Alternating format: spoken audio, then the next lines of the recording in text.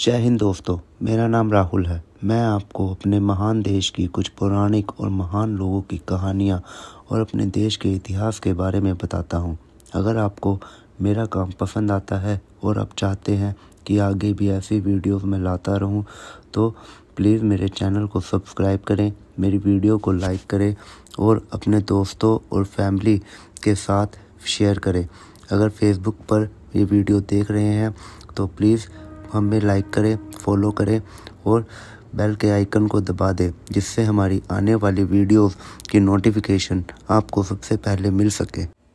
जैसा कि मेरी पिछली वीडियो में मैंने आपको देवव्रत यानी भीष्म पितामह के जन्म की कहानी सुनाई थी। अगर आपने मेरी वो वीडियो नहीं देखी है तो डिस्क्रिप्शन में दिए लिंक पर क्लिक करके आप वो वीडियो देख सकते हैं। आज मैं आपको बताऊंगा कि देवव्रत का नाम भीष्म पितामह कैसे पड़ा। तो आइए शुरू करते हैं। देवव्रत जो कि गंगा माँ और शांतनु के बेटे थे और माँ गंगा देवव्रत को महाराज शांतनु को सौंपकर महाराज शांतनु को छोड़कर चली गई थी, जिस कारण एक और तो महाराजा शांतनु देवव्रत जैसे तेजस्वी पुत्र को पाकर बहुत ज़्यादा खुश थे। उन्होंने देवव्रत को राजकुमार का पद दिया। वहीं दूसरी ओर माँ गंगा के उन्हें छोड़ जाने पर वह बहुत ज़्यादा दुखी भी थे। देवव्रत अब राजकुमार के पद पर रहकर राजकुमार के पद की शोभा बढ़ा रहे थे और फिर समय बीतता गया और फिर 4 वर्ष बीत गए। फिर एक दिन महाराज शांतनु यमुना नदी के तट की ओर घूमने गए तो वहाँ उन्हें अप्सरा जैसी सुंदर स्त्री दिखाई दी। उस स्त्री का नाम सत्यवती था। गंगा माँ के उन्हें छोड़ जाने के दुख में जब महाराज शांतनु ने सत्यवती को देखा तो उसकी सुंदरता में खो गए और उन्हें सत्यवती से प्यार हो गया। महाराज शांतनु ने सत्यवती के आगे शादी का प्रस्ताव रखा तो सत्यवती बोली, मेरे पिता मल्लाहों के सरदार केवटराज हैं, आप पहले उनकी अनुमति लें, फिर मैं आपसे शादी करने को तैयार हूँ। महाराज शांतनु ने जब केवटराज के सामने अपनी इच्छा प्रकट की तो केवटराज ने कहा, आपको मुझे एक वचन देना होगा। महाराज शांतनु ने कहा, आप जो मांगोगे वो मैं दूंगा, अगर वह मेरे लिए अनुचित ना हो तो। केवटराज बोले, आपके बाद हस्तिनापुर के राज सिंहासन पर मेरी लड़की का पुत्र बैठेगा, इस बात का आप मुझे वचन दे सकते हैं। केवटराज की शर्त राजा शांतनु को नागवार लगी। महाराज के अनुसार गंगा पुत्र को छोड़कर अन्य किसी को राजगद्दी पर बैठाने की कल्पना तक उनसे नहीं हो सकती थी। महाराज निराश मन से अपने नगर की ओर लौट गए और किसी से कुछ नहीं कहा इस बारे में, पर चिंता का कीड़ा उनके मन को कुतर कुतर कर खाने लगा। यह जब देवव्रत ने देखा कि उसके पिता के मन में कोई ना कोई चिंता समाई हुई है तो एक दिन उन्होंने शांतनु से पूछा, पिताजी, संसार का कोई भी ऐसा सुख नहीं है जो आपको प्राप्त ना हो, फिर भी इधर कुछ दिनों से आप दुखी दिखाई दे रहे हो, आपको किस बात की चिंता है। महाराज शांतनु ने बातें गोलमाल की और देवव्रत को टाल दिया और कुछ ना बताया। देवव्रत भी समझ गए।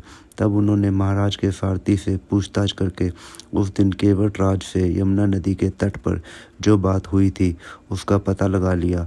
अपने पिता के मन की व्यथा जानकर देवव्रत सीधा केवटराज के पास गए और उनसे कहा कि अपनी पुत्री का विवाह महाराजा शांतनु से कर दे। तब केवटराज ने अपनी शर्त को फिर से दोहराया जो उन्होंने महाराजा शांतनु के आगे रखी थी।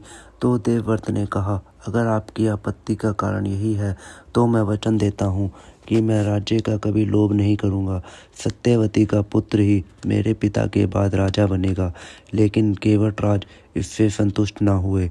उन्होंने और दूर की सोची और बोले, आर्यपुत्र, इस बात का मुझे पूरा भरोसा है कि आप अपने वचन पर अटल रहेंगे, किंतु आपकी संतान से मैं वैसी आशा कैसे रख सकता हूँ। आप जैसे वीर का पुत्र भी वीर ही होगा और संभव है कि वह मेरी नाती से राज्य छीनने का प्रयत्न करे, इसलिए आपके पास क्या उत्तर है। अब केवटराज को संतुष्ट करने का यही मतलब था कि देवव्रत अपने भविष्य का भी बलिदान कर दे। लेकिन पिता भक्त देवव्रत इससे जरा भी विचलित ना हुए और गंभीर आवाज में उन्होंने कहा, मैं जीवन भर विवाह नहीं करूँगा और आजन्म ब्रह्मचारी रहूँगा, तो मेरी कोई संतान ही ना होगी। अब तो तुम संतुष्ट हो किसी को आशा न थी कि गंगापुत्र ऐसी कोई कठोर प्रतिज्ञा करेंगे। देवव्रत ने भयंकर प्रतिज्ञा की थी, इसलिए उस दिन से उनका नाम ही भीष्म पड़ गया। केवटराज ने सानंद अपनी पुत्री को देवव्रत के साथ विदा कर दिया। सत्यवती से शांतनु के 2 पुत्र हुए, चित्रांगद और विचित्रवीर्य।